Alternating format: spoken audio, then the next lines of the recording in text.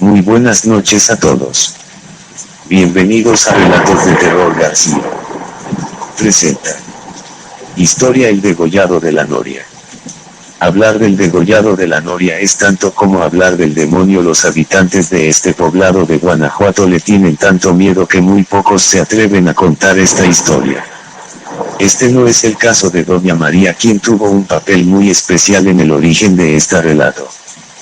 Cree al degollado un pariente que viene del más allá con el objetivo de advertirle del peligro que existe por esas tierras. María tenía 10 años cuando su madre la envió a vivir con su tía a la Noria, pues ella ya no podía mantenerla y su pariente estaba incapacitada para valerse por sí misma. Ya llevaba un buen tiempo muy enferma.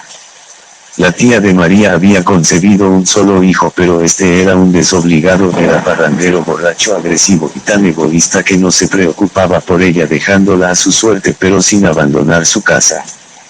María conocía bien la situación y tenía mucho coraje por la desobligada actitud de su primo, así que con gusto aceptó cuidar a su tía el tiempo necesario. La tía es la dueña de un terreno muy grande y esa era la principal razón por la que su hijo no la abandonaban. Sabía que al morir ella sería el único heredero. Al primo le incomodó la llegada de María, sabía que representaba un estorbo para sus proyectos en el futuro, por ello hizo todo lo posible para intimidarla y obligarla a marcharse.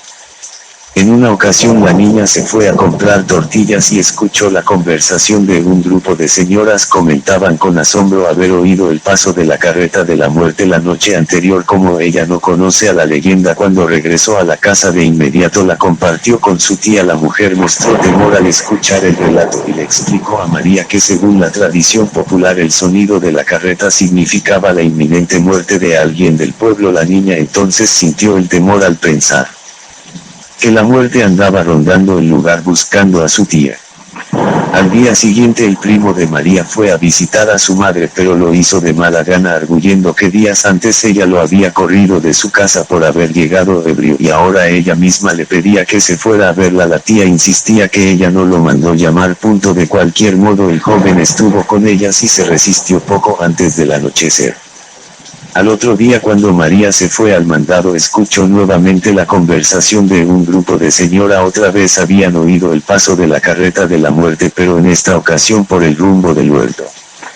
La niña regresó rápidamente a la casa muy alarmada para decírselo a su tía. A María estaba asustada porque la propiedad estaba cerca de ese lugar.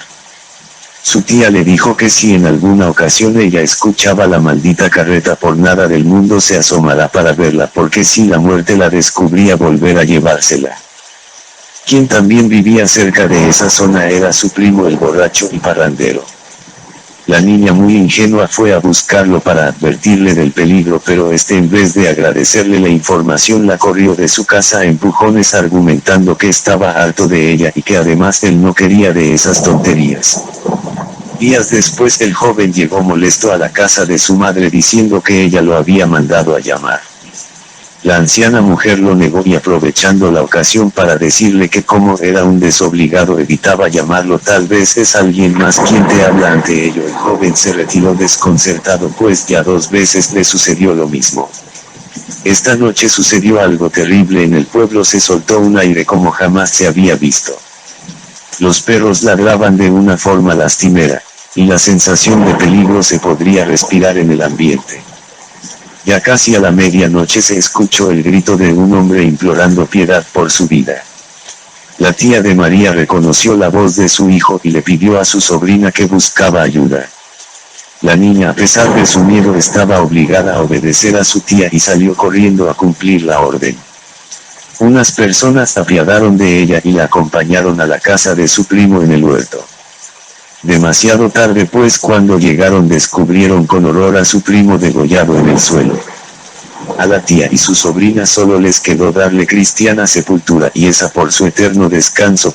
Después de esa macabra muerte siguió escuchándose el paso de la carreta de la muerte y por ende se registraron otros decesos, pero no solo dejaba oír el rechinido de sus ruedas y el trote de los caballos que tiraban de ella, sino también el del primo María, quien al parecer aún quería que la muerte corría detrás de él. ¿Te atreverías a averiguarlo?